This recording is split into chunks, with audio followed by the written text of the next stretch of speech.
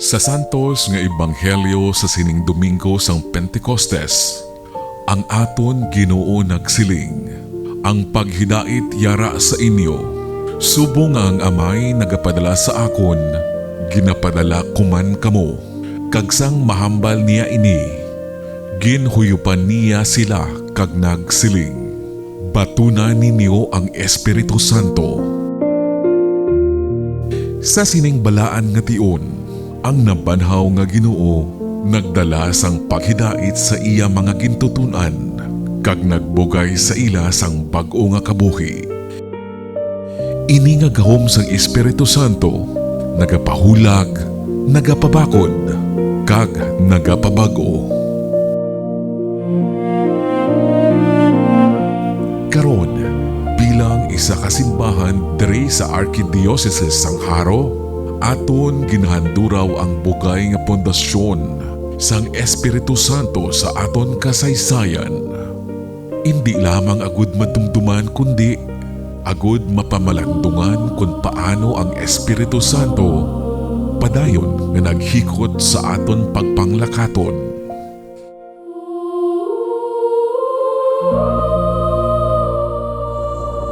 Sang tuig 1572, ang ugtong nanginuna nga parokya kag ginsundan sang Tigbawan 1575, Haniway 1578, Arevalo 1581, kag sang Haro sang 1587. Sa pagpanggas sang mga nahauna nga binhi isang pagtuo nga Kristiyano, ang Espiritu Santo nagtanom sang binhi sang pagtuo sa kadutaan sang panay. Sang 27 de Mayo de 1875, gintukod ang Diocese sang Haro. Sa sining bag-o nga panawagan, ang Espiritu Santo nagpasad sang lokal nga simbahan nga magaatipan, magatudlo kag magatipon sang katawhan sang Dios. Ini nga pagpanglakaton nagalabot na subong sa 161 anyos nga anibersaryo sang aton pagka-diocesis. Sang 29 de Hunyo de 1951, ang Haro ginbayaw bilang Archdiocese. Ang Espiritu Santo nagpalapad sang aton misyon. Agud ang Haro mangin sentro sang paghiliusa, pag-alagad, kag pagpanaksi sa ebanghelisasyon. Subong, ginasaulog naton nga may kalipay kag pagpasalamat sa 75 anyos sang aton pagka-Archdiocese. Sang tuig 1991, sa ikaduha nga plenaryo nga konsilyo sang Pilipinas o kung Second Plenary Council of the Philippines, ang Espiritu Santo nagpukaw sa simbahan sa Pilipinas sa panawagan sang pagbago. Ini nga kalayo nagapadabdab sang kasing-kasing sang tagsa kabinunyagan nga Pilipino nga aton man ginbaton diri sa Archdiocese sang Haro paagi sa pagpamalandong kag pagpanghikot pastoral sa panawagan sang simbahan nga misyonero kag simbahan sang mga kubos. Sang tuig 2001, ang ika-50 nga tuig sang pagka-Archdiocese sang Haro, ginpahayag ang pagtawag sang ikatlo nga sinodo sang Haro o kung Third Synod of Haro.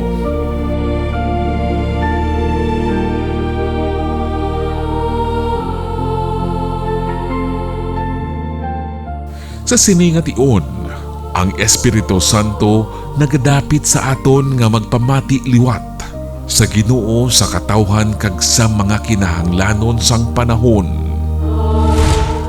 Sang tuig 2005 hasta 2006, natuman ang ikatlo nga sinodo sang Haro o kung Third Synod of Haro. Paagi sa sining sinodo, ang Espiritu Santo naghatag sa aton sang pagtuytoy para sa kabuhi pastoral kag misyon sang Archdiocese.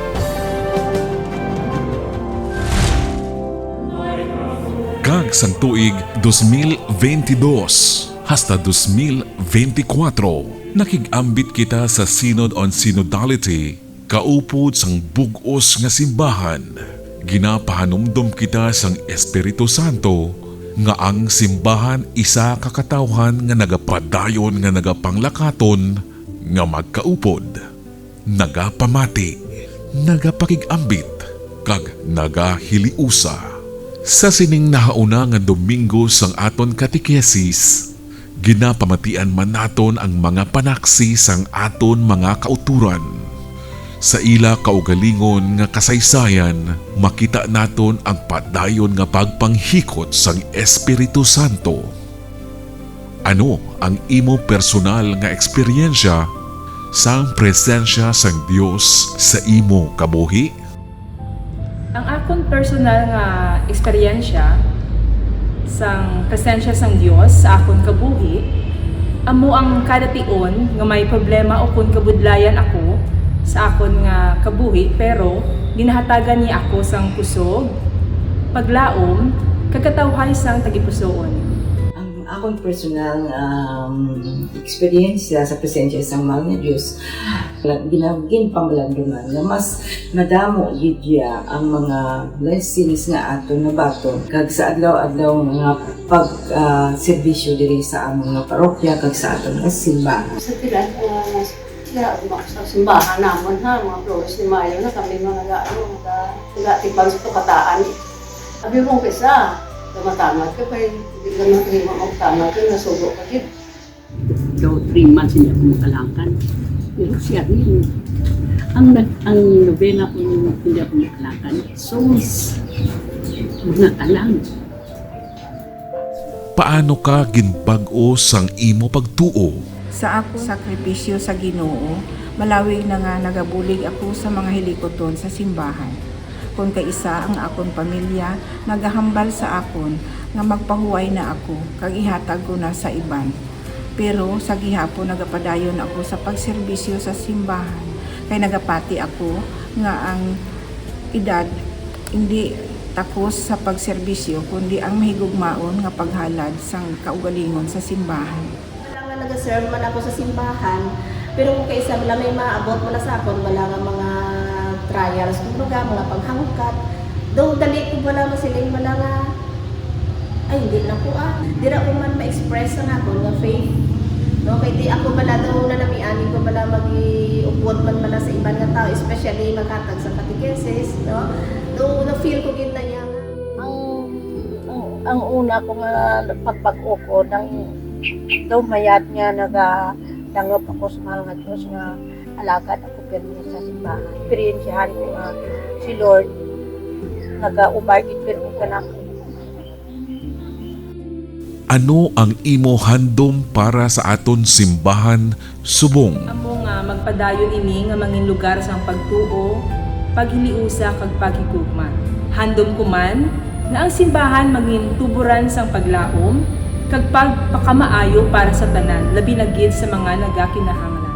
Ang akong nahandom, nga kabay pa, nga kita tanan nga mga binunyagan, makahangop sang aton din saad sa aton nga bunyag, kag kabay magpadulong kita sa pagbag-o, kag bugos nga pagpanglakaton tanan kita bugos nga nagaululupod, padulong sa bugos nga hiliusa. Mga utod, sa tagsa kation, ang Espiritu Santo yara sa kabuhi sang aton simbahan. Sa istorya sang iyang maragtas nga aton ginahanduraw kag sa pundasyon sang misyon nga aton ginasabat. Sa panugod sang kasaysayan, yara siya. Sa pagtukod sang diocese, yara siya. Sa pagbayaw sang haro bilang arkidiocese, yara siya. Sa mga sinodo, konsultasyon, kag pagpamati sang simbahan, yara siya gihapon, ang Espiritu Santo. Gani bisan malawig na ang aton kasaysayan, hindi kita simbahan nga nabilin sa nagligad. Kita simbahan nga buhi, nagapanglakaton, kag padayon nga ginapabag-o sang Espiritu Santo. Karon, nagapamangkot kita. Diin kita ginadala sang Ginoo subong. Ano ang ginapakita sa aton sang Espiritu Santo? Ano ang dapat naton pasalamatan at tubangon kag baguhon? Kagkaron, aton ginabuksan ang opisyal nga logo sang selebrasyon sang ika-75 nga anibersaryo sang pagdayaw sang Diocese sang Haro bilang Archdiocese. Sa isa kalarawan, ang logo sang Haro at 75 nagasaysay kung sino kita. Simbahan nga nagadabdab sa gugma, ginatoy-toyan sang Espiritu Santo, nagadala sang kapawa sang pagtuo, napasad sa kaluoy, kag nagalakat sing tingob samtang nagapamangkot. Quidnok, ano nasubong Ginoo? Samtang nagasugod kita sang balaan nga misa, pangayoon naton nga ang bugay sang Espiritu Santo kag tingob kita nga mag-ampo. Ginoo, ipadala mo ang imo espiritu kag bag-uha ang dagway sang Archdiocese sang Haro. Subong nga ginbag-o mo ang dagway sang kalibutan.